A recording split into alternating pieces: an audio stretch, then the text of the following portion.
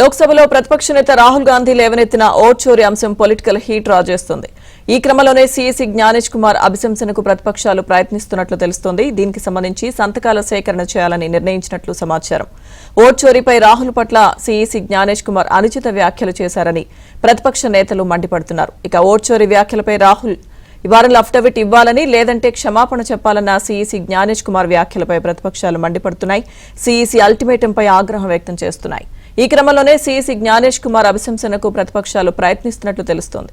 ఇదే అంశానికి సంబంధించిన పూర్తి అప్డేట్స్ మా ఢిల్లీ బ్యూరో చీఫ్ కృష్ణ అందిస్తారు. కృష్ణ. లక్ష్మీదుర్గ కేంద్ర ఎన్నికల ప్రధాన కమిషనర్ జ్ఞానేష్ కుమార్ పై అవిశ్వాస తీర్మానం ప్రవేశపెట్టే దేశంలో విపక్షాలున్నాయి. దీనికి సంబంధించి విపక్షాలన్నీ కూడా సంతకాల సేకరణ కూడా మొదలుపెట్టినట్టుగా తెలుస్తుంది. కేంద్ర ప్రధాన ఎన్నికల కమిషనర్ జ్ఞానేష్ కుమార్ ను బీజేపీకి ఏజెంట్ గా పనిచేస్తున్నాడంటూ విపక్షాలు ఆరోపిస్తున్నాయి. ఆయన పైన అభిశంసన తీర్మానం ప్రవేశపెట్టడం ద్వారా పార్లమెంట్ ఉభయ సభల్లో కేంద్ర ఎన్నికల సంఘం పనితీరు పైన చర్చ జరిగేలా చూడాలని కూడా విపక్షాలు వ్యూహాన్ని ఇప్పుడు అనుసరిస్తున్నాయి. ఈ యొక్క పార్లమెంట్ ఆవరణలో కొద్దిసేపు క్రితం విపక్షాలు కూడా ఆందోళన చేపట్టాయి. నిరసన ప్రదర్శనలో రాజ్యసభ ప్రతిపక్ష నేత మల్లికార్జున ఖర్గే, అఖిలేష్ యాదవ్ సహా విపక్ష ఎంపీలంతా కూడా పాల్గొన్నారు. ఓట్ చోరీపై ఈ యొక్క నిరసన ప్రదర్శన కొనసాగింది. అదేవిధంగా జ్ఞానేష్ కుమార్ నిన్న చేసినటువంటి వ్యాఖ్యలు ఏవైతేనే వాటిపైన కూడా సర్వత్రా మండిపడుతున్నారు. నిన్న ఆయన విలేకరుల సమావేశాన్ని ఏర్పాటు చేసి వారంలో అఫిడవిట్ ఇవ్వాలి లేదంటే క్షమాపణ చెప్పాలి అంటూ ఏదైతే రాహుల్ గాంధీకి ఇచ్చినటువంటి అల్టిమేటం పైన విపక్ష నేతలంతా కూడా మండిపడుతున్నారు.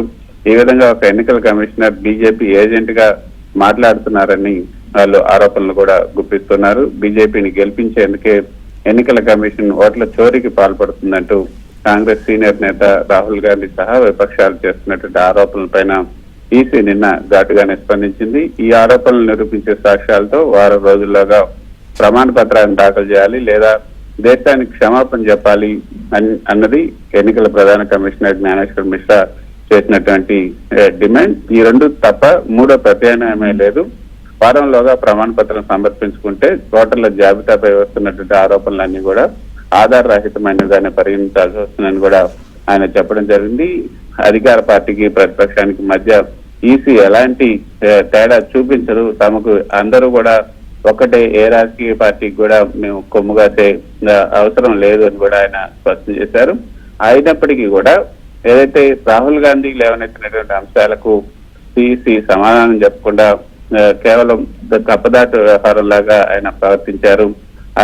ఏదైతే 65 లక్షల మంది ఓటర్లను వారిని తొలగించడానికి కారణాలు సహా వెల్లడించాలంటూ సుప్రీంకోర్టు 14వ తేదీన ఆదేశాలు ఇచ్చిన తర్వాతనే ఈసీలో ఈ చలనం వచ్చింది.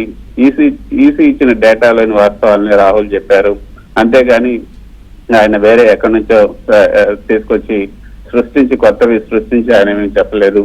అసమర్థత వల్లే కాక బహిరంగ పక్షపాత వైఖరి వల్ల కూడా ఈసీ తీరు పూర్తిగా బహిర్గతం అవుతుంది అంటూ కాంగ్రెస్ నేతలు తప్పుపడుతున్నారు. అయితే లక్ష్మీదుర్గ ఏదైతే ఈ యొక్క అభిశంసన ప్రక్రియ ఉందో ఆ అభిశంసన ప్రక్రియ అన్నది ఇప్పుడు జడ్జీలని ఏ విధంగా అయితే అభిశంసన తీర్మానం ద్వారా తొలగించాల్సి ఉంటుందో అదే విధంగా కేంద్ర ప్రధాన ఎన్నికల కమిషనర్ పై కూడా అభిశంసన తీర్మానాన్ని ప్రవేశపెట్టాల్సి ఉంటుంది.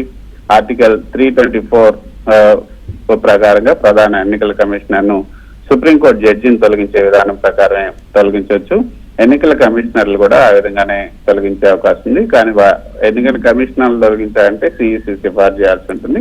ఇప్పుడు సిఈసిని తొలగించాలంటే పార్లమెంట్ లో ఈ విధంగా ఏదైతే లోక్సభ లేదా రాజ్యసభ సభ్యుల్లో ముందు ఒక తీర్మానంకి నోటీస్ ఇవ్వాలి. లోక్సభలో అయితే కనీసం 100 మంది సభ్యులు, రాజ్యసభలో 50 మంది సభ్యులు సంతకం చేయాల్సి ఉంటుంది. ఆ తర్వాత నోటీస్ ఇచ్చిన తర్వాత లోక్సభ స్పీకర్ లేదా రాజ్యసభ చైర్మన్ అనుమతిస్తే వాళ్ళ తీర్మానం ముందుకు సాగుతుంది.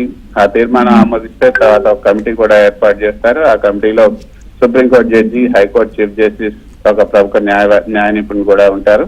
ఈ కమిటీ ఆరోపణలు కనుక నిర్ధారిస్తే ఆ తర్వాత కమిటీ ఇచ్చినట్టు నివేదిక తర్వాత పార్లమెంట్ లో తీర్మానం చర్చకు వస్తుంది. సో జడ్జీలను అభిశంసన చేసే విధంగానే సిఈసిని కూడా అభిశంసన చేయాల్సి ఉంటుంది. ఆ ప్రక్రియ అయితే ఒకటే. అయితే దేశ చరిత్రలో సిఈసికి సంబంధించి ఒక అభిశంసన తీర్మానాన్ని పార్లమెంట్ లో ప్రవేశపెట్టాలనుకోవడం మాత్రం ఇదే ప్రథమం అని చెప్పొచ్చు.